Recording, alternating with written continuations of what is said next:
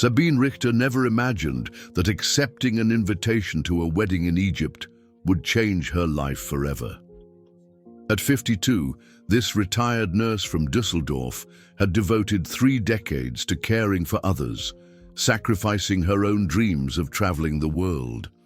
After her divorce was finalized 2 years ago, she finally felt free to explore the destinations she had only ever seen in travel magazines. "I finally had the chance to live for myself." These were the words Sabine repeated to her friends whenever she talked about her new plans. After 25 years of marriage to Klaus, a strict accountant who considered international travel a waste of money, she was determined to enjoy her newfound freedom. The divorce had been bitter but fair. She kept the house in Oberkassel and a considerable amount of the shared retirement fund. The invitation came through Fatima, a 28-year-old Egyptian woman whom Sabine had met 3 months earlier in a Facebook group called German Women Traveling in Egypt. Fatima introduced herself as a tour guide in Cairo, fluent in German and specializing in showing the real Egypt to European visitors. Her photos showed a beautiful young woman, always smiling, posing alongside satisfied tourists in front of the pyramids. "My dear Sabine," Fatima wrote in near-perfect German, "I invite you to something very special." The invitation was tempting. Her cousin Ahmed's wedding in Luxor, a traditional 3-day Egyptian celebration that tourists rarely have the opportunity to witness. "You will experience true Egyptian culture," Fatima promised, assuring Sabine that she would be treated like family. What made the offer irresistible were the carefully planned details. Fatima had researched Sabine's social media profile. She knew of her interest in ancient history, her passion for photography, and her recent separation. "After everything you've been through, you deserve a magical trip," she wrote in one of the many private messages they exchanged. Sabine, who had casually mentioned in a post that she felt lost after her divorce, found an attentive listener in Fatima. The young Egyptian always responded quickly, offering words of encouragement and sharing stories about how other German women had found new life after visiting Egypt. "The land of the pharaohs heals broken hearts," Fatima would say with a poetry that touched Sabine deeply. The conversations quickly evolved from tourism to personal confidences. Fatima seemed genuinely interested in Sabine's life, asking about her career as a nurse, her adult children who lived in other cities, and especially her financial situation after the divorce. "You are a strong woman," she constantly praised. "You deserve all the good things in life." When Fatima finally made the official invitation to the wedding, she included all the details that a careful person like Sabine would need.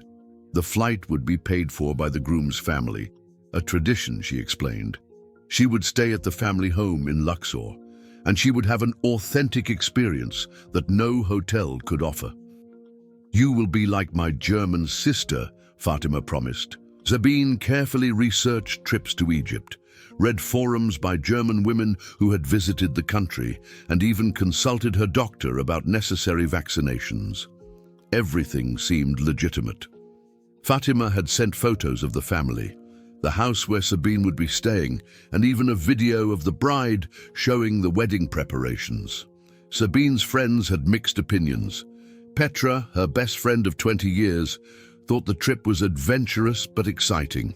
Ingrid, always more cautious, asked uncomfortable questions. "How well do you know this Fatima?" But Sabine was determined. "I'm 52, not 25, she argued. "I can take care of myself." What Sabine didn't know was that Fatima had been studying her profile thoroughly for weeks. The young Egyptian woman knew exactly where Sabine worked, knew the names of her children Thomas and Lisa, knew about the inheritance left by her mother 2 years earlier, and most importantly, had identified all the signs of emotional vulnerability she looked for in her potential victims. Fatima was also not who she claimed to be. Her real name was Noor Hassan, 31, and she was part of an organized network that had perfected the process of identifying, attracting, and exploiting European women in emotionally vulnerable situations. The Facebook group was a hunting tool run by 5 people who took turns creating fake profiles and establishing relationships with potential targets. The family that appeared in the photos was real, but it was not Fatima's family. The images had been collected from the social media profiles of people who did not even know their photos were being used in criminal schemes. The wedding in Luxor did exist, but it was not the intimate family event that had been promised to Sabine. 3 days before the trip, Fatima sent an urgent message. "Sabine, my dear, there's been a small change of plans." Due to family issues, she explained, the wedding had been moved to a smaller town called Esna, about 50 kilometers south of Luxor. "It will be even more authentic," she assured her. "Fewer tourists, more tradition." Sabine, with her bags already packed and her documents organized, saw no problem with the change. In fact, the prospect of an even more authentic experience thrilled her. She photographed her passport and sent it via WhatsApp to Thomas, her son, with the message, "Your mother is finally taking her dream trip." On the morning of the flight, March 15th, Sabine woke up at 4 a.m. She put on her most comfortable clothes for the 6-hour trip to Cairo: dark jeans, a light blue cotton blouse, and her favorite wool coat. At Düsseldorf Airport, she took a selfie in the departure area and posted it on Facebook. "Finally, Egypt, here I come." What Sabine couldn't have imagined was that this photo would be one of the last images of her smiling that her friends and family would see for the next 3 months. And that Fatima, at that very moment, was sending a message to her accomplices: "The German is arriving today. Everything is ready." Lufthansa flight LH582 landed at Cairo International Airport at 2:30 p.m. local time, just 20 minutes late. Sabine Richter looked out the window at the arid landscape stretching beyond the runway, feeling a mixture of anxiety and excitement. During the flight, she had meticulously read her Lonely Planet travel guide and reviewed the basic Arabic phrases she had jotted down on her cell phone. "Shukran," thank you. "Marhaban," hello. I don't speak Arabic. In the last 3 days before the trip, she had exchanged constant messages with Fatima, who seemed even more excited than she was. "I can't wait to meet you, my German sister," she had written the day before. The plan was simple. Fatima would meet her at the exit of the international arrivals area, holding a sign with the name Sabine Richter, "Welcome to Egypt." And then they would go directly to Luxor, where they would spend the first night before continuing on to Esna. After passing through immigration and customs without any problems, the Egyptian official even smiled when he saw her tourist visa, Sabine emerged in the arrivals area looking for Fatima. The crowd was intense, with dozens of people holding signs in Arabic, English, and other languages she couldn't identify. Taxi drivers constantly approached her. "Taxi! Taxi! Where are you going?" After 20 minutes of searching, she began to worry. She tried to call Fatima, but the call went straight to voicemail. She sent messages on WhatsApp. "Fatima, I'm here. Where are you?" The messages showed only one checkmark, indicating that they had not been delivered. That's when a friendly-looking young man, around 25 years old, approached her speaking German with a strong accent. "Excuse me, are you Sabine?" He introduced himself as Omar, Fatima's cousin. "Fatima had to rush to the hospital," he explained with a worried expression. "Her mother got sick. She sent me to pick her up." Sabine felt a tightness in her chest. "Is she very ill?" she asked, genuinely concerned. Omar shook his head sadly. "Very ill, yes. But Fatima said the wedding is still on. The family is waiting for you in Esna." The story made sense, and Omar seemed to know details about her that only Fatima could have shared. He mentioned that she was a retired nurse from Düsseldorf, that she had recently divorced, and even knew that she loved photography. "Fatima tells me everything about her German sister," he said with a warm smile. Omar explained that they would drive directly to Esna, where the family was waiting. The trip would take about 8 hours, but he knew some interesting stops along the way. "You will see the real Egypt," he promised, echoing Fatima's words. Omar's car was a relatively new white sedan with air conditioning that worked well, a relief in the March heat of Cairo. He put Sabine's luggage in the trunk and insisted that she sit in the front seat to get a better view of the landscape. "You are our guest," he said constantly. "We treat German guests like queens." Indeed, during the first 2 hours of the trip, Omar was the perfect tour guide. He pointed out historical monuments, explained Egyptian traditions, and even stopped at smaller tourist spots so Sabine could take pictures. He photographed her in front of an ancient mosque and even taught her a few words in Arabic. "You learn fast," he praised when she managed to pronounce "welcome."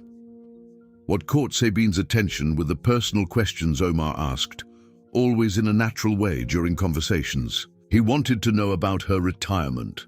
How much do retired German nurses earn? About her house in Dusseldorf. Is it big? Valuable? And especially about her children. Do they visit you often? Do they know where you are? When they stopped for dinner at a small restaurant in Minya, Omar insisted on paying for everything. "You are our guest," he repeated, but then casually asked, "Did you bring money for gifts for the family? German women love to give gifts, don't they?" Sabine mentioned that she had brought 500 euros in cash for gifts and expenses, in addition to credit cards for emergencies. It was during dinner that Sabine began to notice small inconsistencies. Omar sometimes got confused about details of Fatima's mother's illness. First, he said she was in the hospital with heart problems, then he mentioned a fall at home. When Sabine asked which hospital, Omar hesitated before answering Al-Salam Hospital. After dinner, when they returned to the car, Sabine noticed that Omar was speaking quickly on the phone in Arabic, his voice tense and urgent. When she asked if it was about Fatima's mother, he just nodded and changed the subject. The second half of the trip was different. Omar was quieter, answering questions with monosyllables. The car took a side road that was not on the map Sabine had studied. When she questioned it, Omar explained that it was a shortcut to avoid Luxor traffic. Around 10 p.m., they arrived at what Omar said was Esna, but the city did not look like the photos Fatima had sent. There were no historic buildings as promised, only simple houses on poorly lit streets. "Esna is bigger than you think," Omar explained. "This is the new part of town." The house where they stopped was a simple 2-story building with concrete walls painted a faded beige. At the gate, 2 women dressed in dark veils were waiting for them. Omar introduced them as Aunt Amira and Aunt Khadija, but they barely looked at Sabine and spoke only Arabic to each other. "Where is Fatima?" asked Sabine, growing increasingly uncomfortable. "She'll come tomorrow morning," replied Omar. "Now you need to rest. It's been a long journey." The room they showed her was on the 2nd floor, a small space with a simple bed, an old wardrobe, and a window with metal bars. "For your safety," Omar explained when Sabine questioned the bars. "It's not safe here at night." When Omar said goodbye, he told her he would return in the morning with Fatima. "Sleep well, Sabine. Tomorrow, the real adventure begins." But something in his tone of voice sounded more threatening than friendly. Alone in the room, Sabine tried again to call Fatima, but there was no cell phone signal. The Wi-Fi that Omar had promised didn't work. She heard the 2 women talking in Arabic downstairs, their voices occasionally rising as if they were arguing. Around midnight, Sabine heard the front door slam shut, followed by the sound of a car driving away.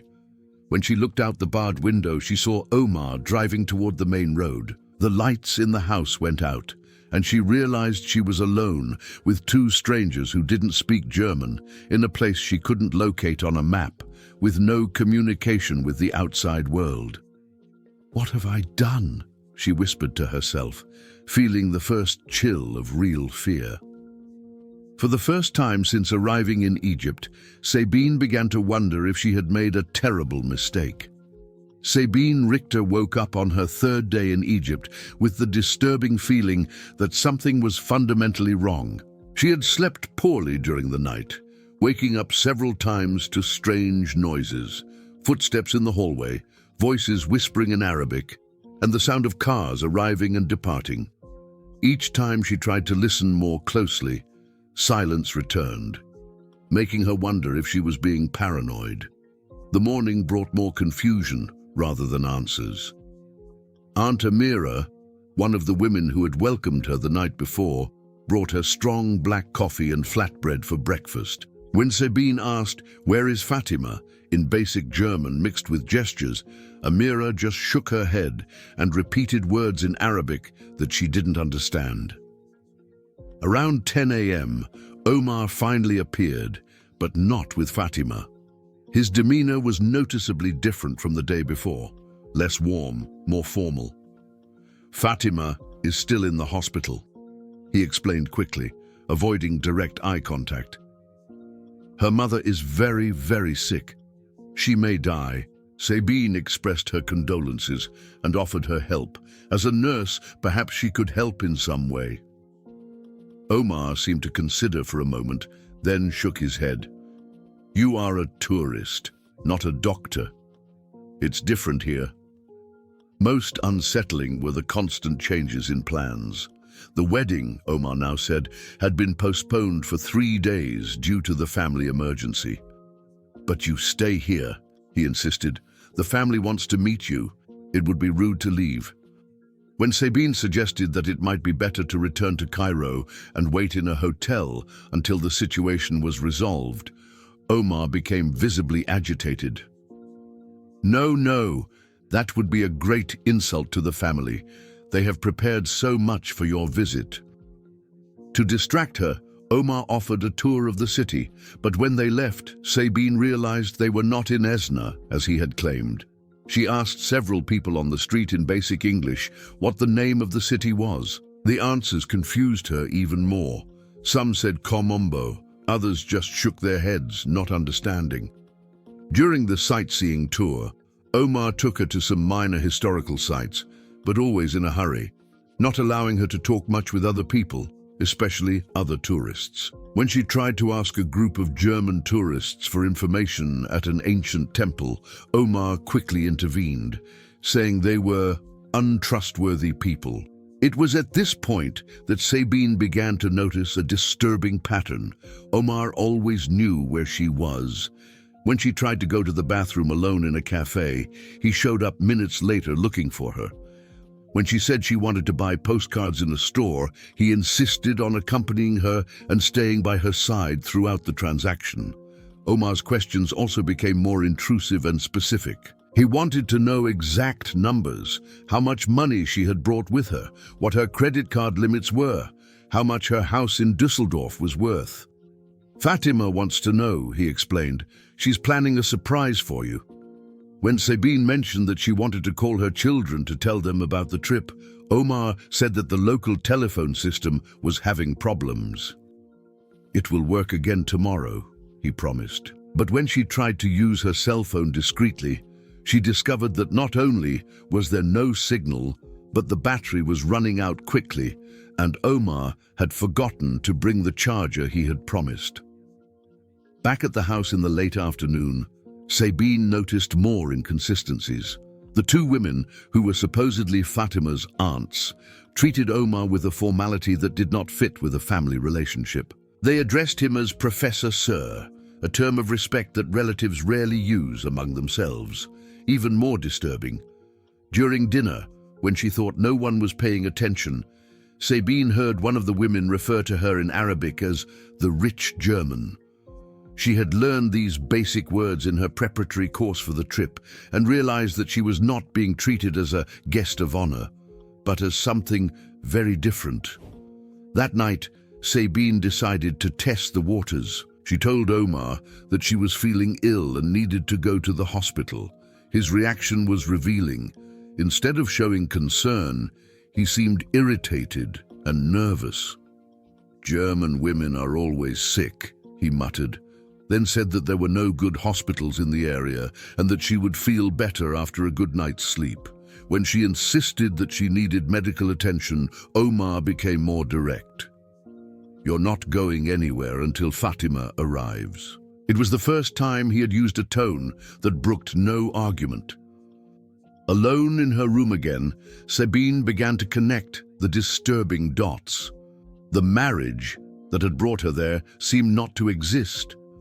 Fatima, who had been her only source of information about the entire trip, remained mysteriously absent. Omar knew intimate details about her financial life that could only have come from prior investigation, and now she was clearly being prevented from leaving. She tried to remember exactly what she had shared with Fatima during their weeks of online conversation.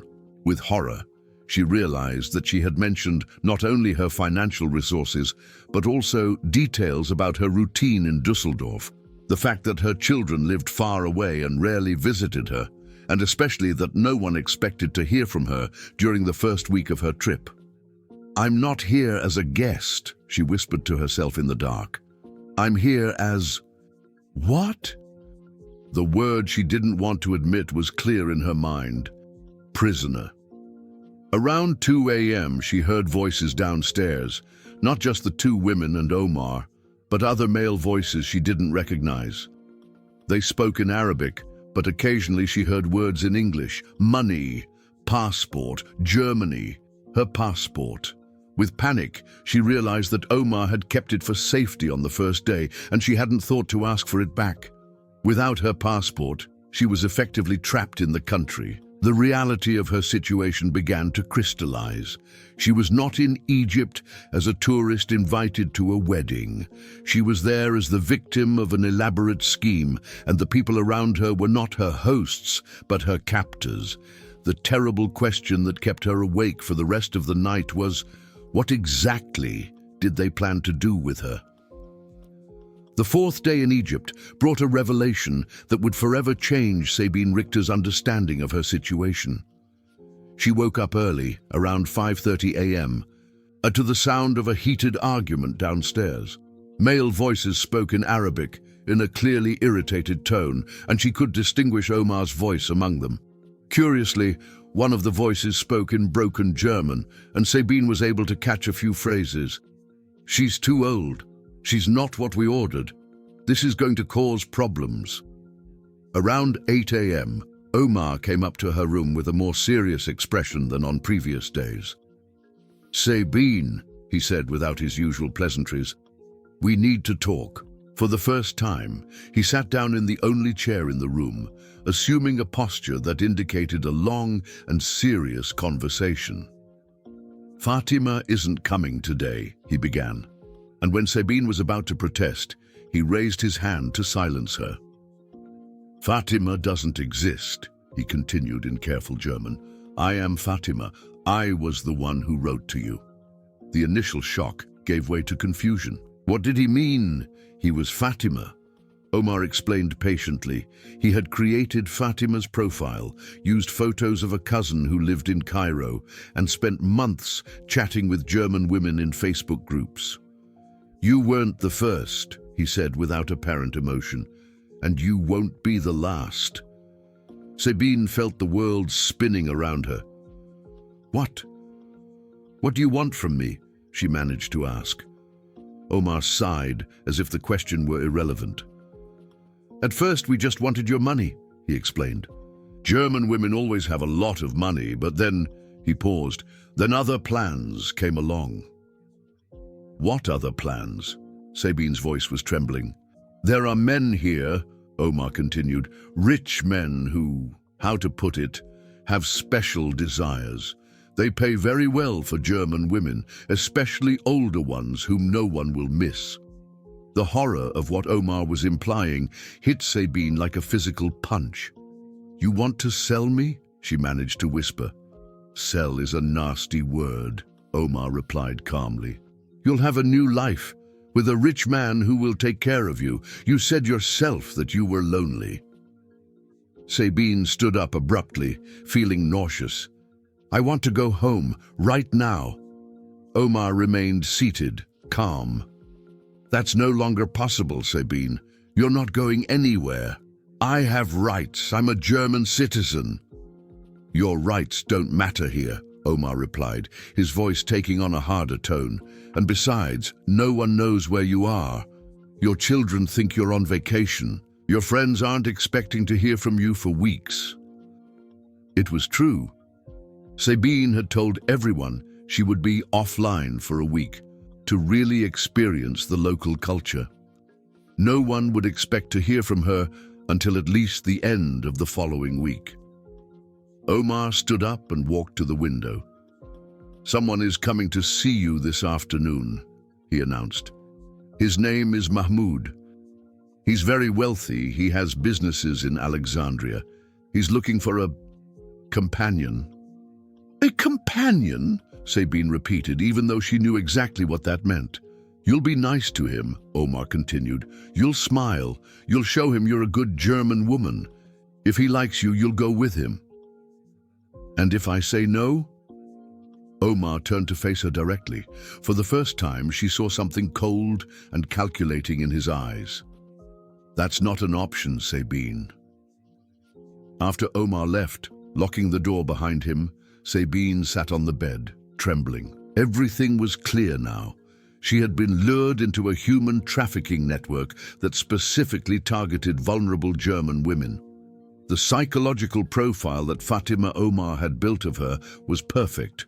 Divorced, lonely, no close family ties, financially well off, and desperate for a new life. She remembered the seemingly innocent questions Fatima had asked her over the months about her loneliness, how often she was in touch with her children, her financial resources, her travel plans. Each answer had been carefully catalogued and analyzed. Around noon, the two women brought her different clothes, a more fitted dress, makeup, and even cheap perfume. When Sabine refused to get dressed, one of them, taller and stronger, made it clear through gestures that this was not a suggestion. At 3 p.m., she heard a car pulling up. Male voices chatted downstairs, then footsteps climbing the stairs. When the door opened, Omar entered accompanied by a man in his 60s, well-dressed, with grey hair and an expression that assessed Sabine as if she were merchandise. This is Sabine, Omar said in Arabic, then addressed her in German. This is Mr. Mahmoud. Mahmoud approached, examining her with experienced eyes. He spoke surprisingly fluent German. You are older than I expected, he said bluntly, but German women age well. He walked around her as if inspecting a product. Are you healthy? Do you have any illnesses? Sabine was paralyzed by shock and fear. Mahmoud interpreted her silence as shyness.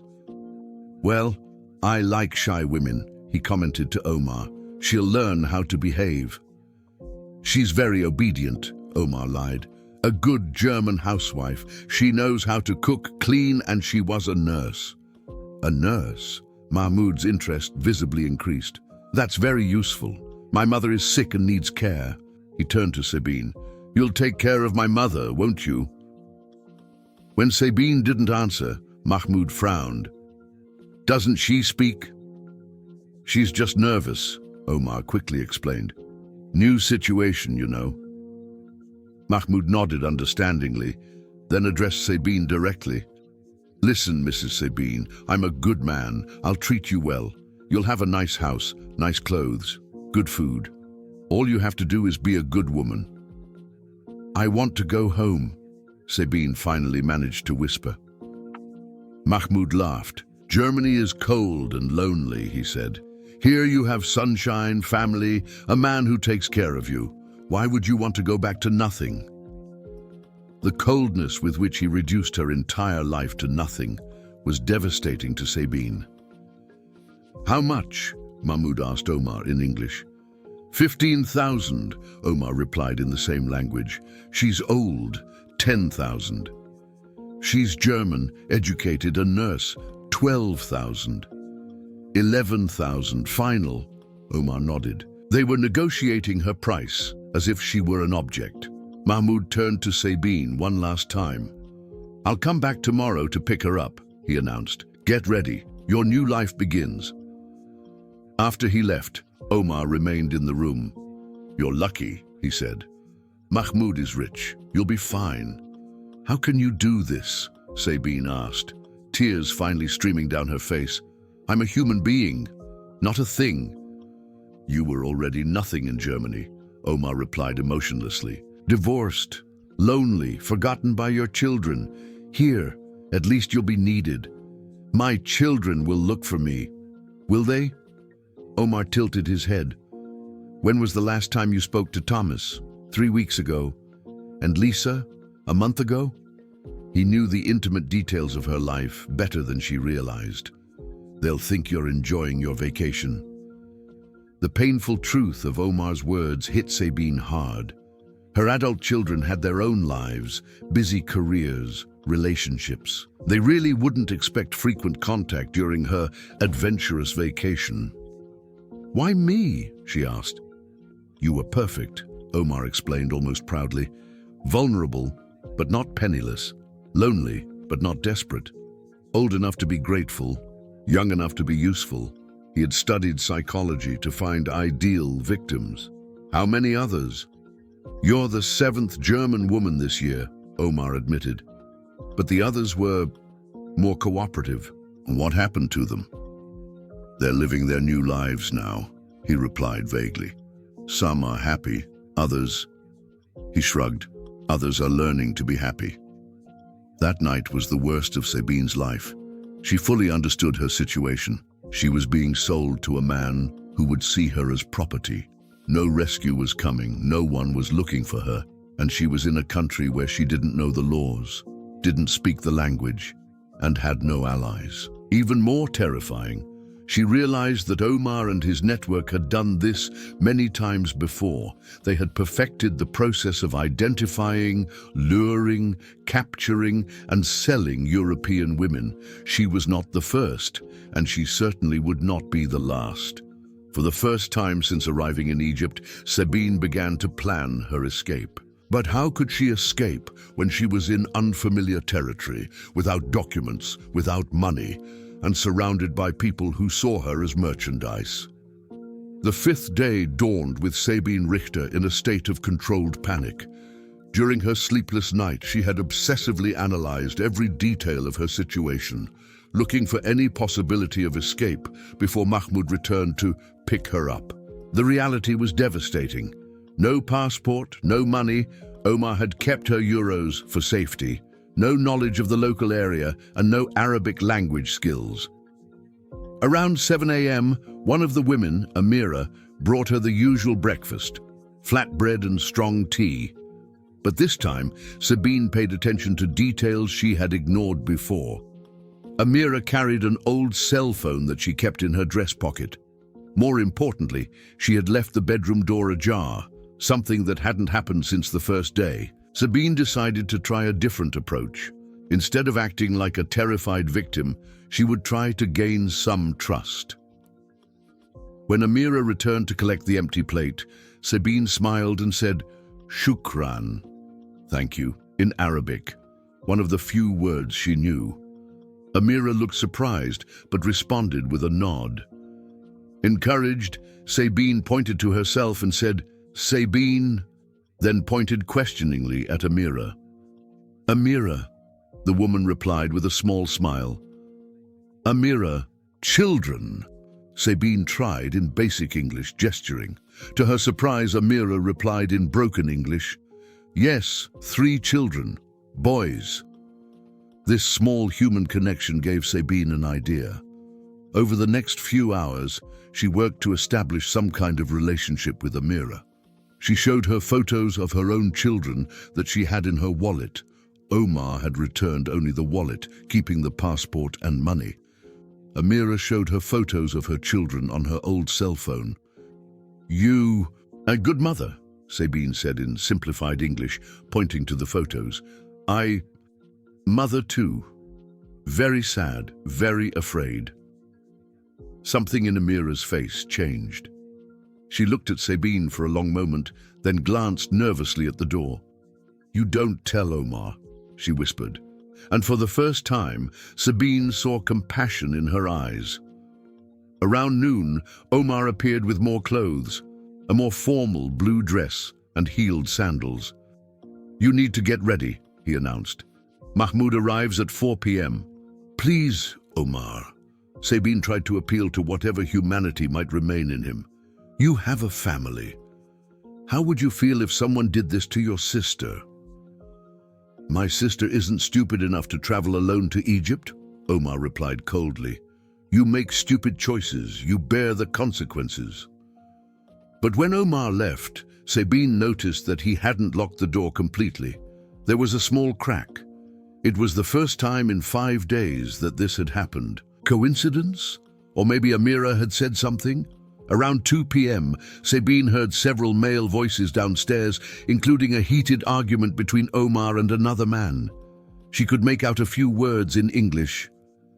Police asking questions. And German embassy. And very careful. Her heart raced. Could it be that someone was looking for her? Maybe her children had become worried, or perhaps the German police had discovered the scheme. At 3:30 p.m., a half an hour before Mahmoud's expected arrival, something unexpected happened. Amira rushed into the room, glanced nervously behind her, and then whispered urgently, "You run. Now. Omar gone. Men talking. Trouble for you." "Run? Where to?" Sabine whispered back. Amira pointed to the window. "Road there, walk to big street, find police. Tell them, say you lost." "My passport?" "No passport, just run now." The urgency in Amira's voice was real. Amira then did something Sabine would never forget. She took off her own veil and handed it to her. "Cover head. You look like an Egyptian woman. Go!" Without thinking twice, Sabine covered her head with the veil, said a quick shukran to Amira, and headed for the window. The bars she had thought were for her safety actually had a loose section. Amira had worked to loosen them. From the second floor, there was a steep but possible descent across the roof of an adjacent building. Sabine, despite her 52 years and paralyzing fear, found a strength she didn't know she possessed. She managed to climb down from the roof into a narrow alley behind the house.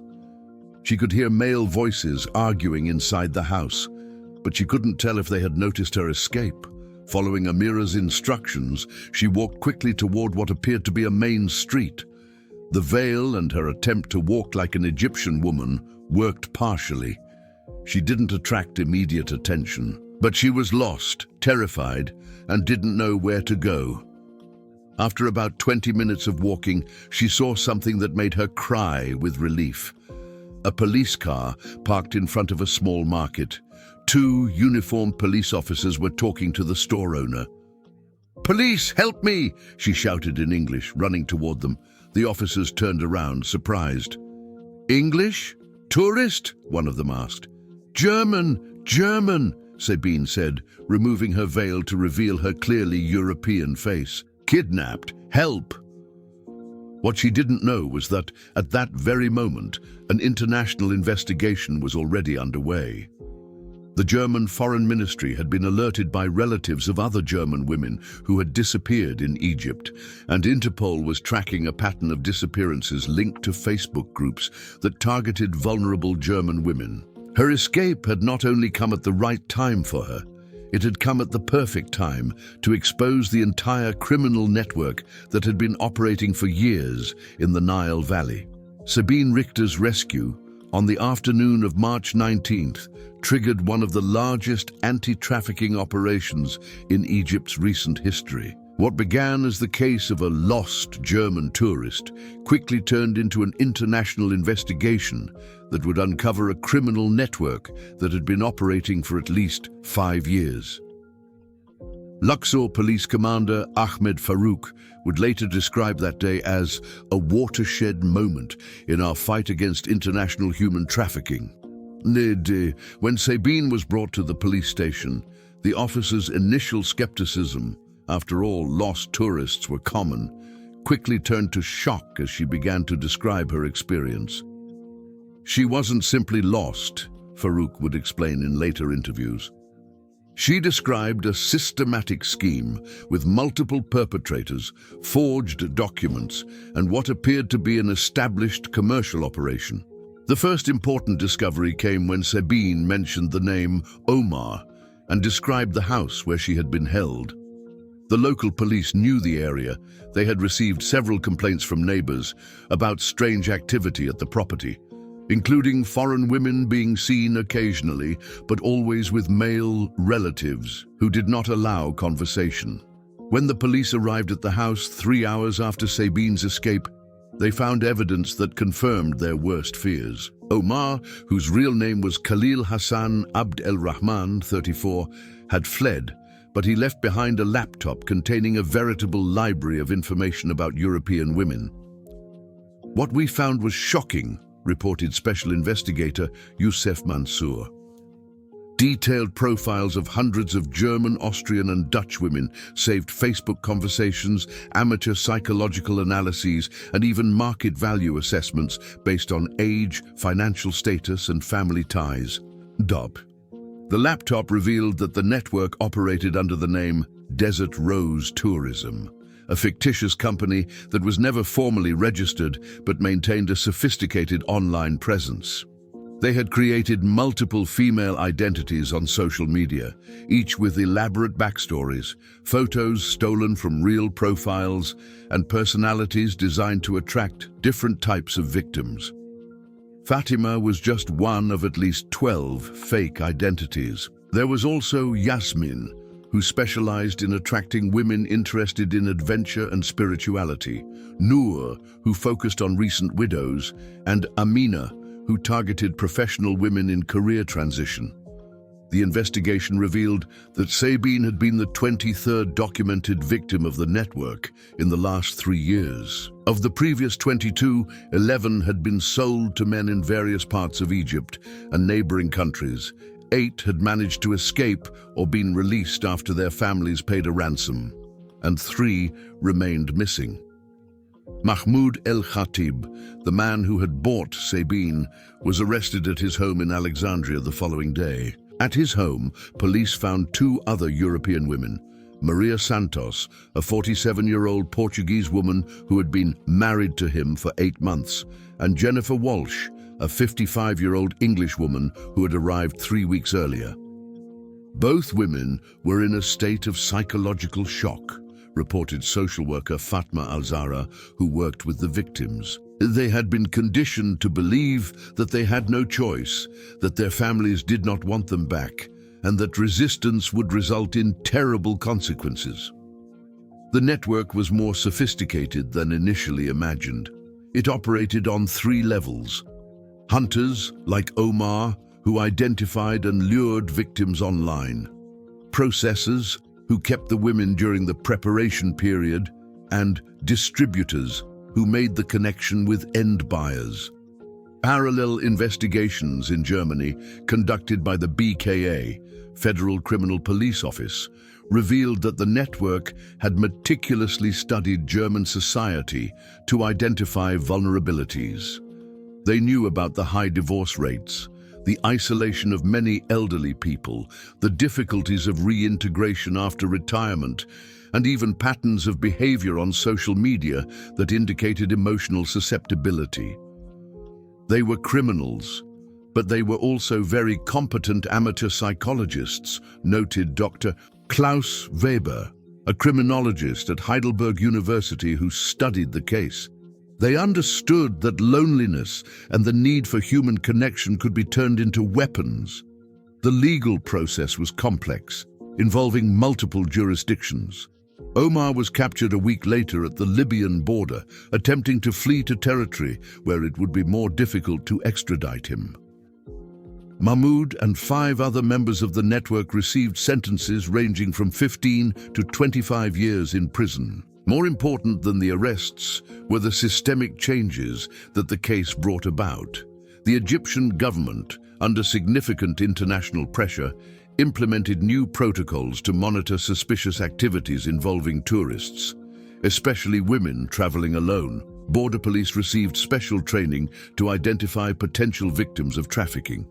For Sabine, her return to Germany on March 25th was only the beginning of a long recovery process. She is not the same woman who traveled to Egypt, her daughter Lisa noted in one of the few interviews the family has given. But she is also stronger in some ways. Sabine decided to use her experience to educate others. She worked with organizations combating human trafficking to develop awareness campaigns targeting vulnerable German women. "If my story saves another woman," she said, "then this nightmare was not in vain." The case also prompted changes on social media platforms. Facebook and Instagram implemented new algorithms to detect patterns of behavior consistent with online predators, especially those targeting specific demographics with offers of travel or romance. Amira, the woman who helped Sabine escape, was placed in a witness protection program and eventually received asylum in Germany with her 3 children. She has become an important advocate in the fight against human trafficking, working especially to protect Egyptian women who may be coerced into participating in these schemes. "Often," Amira explained in court testimony, "we are also victims. They tell us that European women are happy, that we are helping them find love. Only later do we realize the truth." The final investigation revealed that the network had moved approximately $2.3 million over 5 years, selling women for prices ranging from $5,000 to $25,000, depending on their age, education, and perceived financial resources. 3 years later, Sabine is still in therapy, but she has also become a respected speaker on travel safety and online predation. Her case continues to be studied in police academies and criminology courses as a classic example of how emotional vulnerability can be systematically exploited. "The most important thing," she said in her most recent lecture, "is to understand that loneliness makes us vulnerable. But loneliness is also curable through real connections, not through fantasies that are too good to be true." Sabine Richter may have appeared in the newspapers as a victim, but her courage in escaping and testifying dismantled a network that could have continued to victimize dozens of other women. Her case remains a powerful reminder that even in the most desperate situations, human resilience can prevail. A case that changed everything. The Sabine Richter case became a milestone in the international fight against human trafficking, not only because of its successful resolution, but because of the systemic changes it brought about. 5 years later, it remains a reference in police training, awareness campaigns, and academic studies on online predation. The story of a retired nurse from Dusseldorf who almost became a victim of an international human trafficking network continues to save lives. Through education, prevention, and the courage of a survivor who turned her trauma into strength to protect others. As the German federal prosecutor said in his final report, this case has taught us that modern human trafficking does not only take place in dark alleys or distant borders. It happens on our computers, on our social networks, taking advantage of the loneliness and vulnerability that can affect anyone. Based on real patterns of international trafficking and online predation techniques documented by Interpol and European agencies fighting organized crime.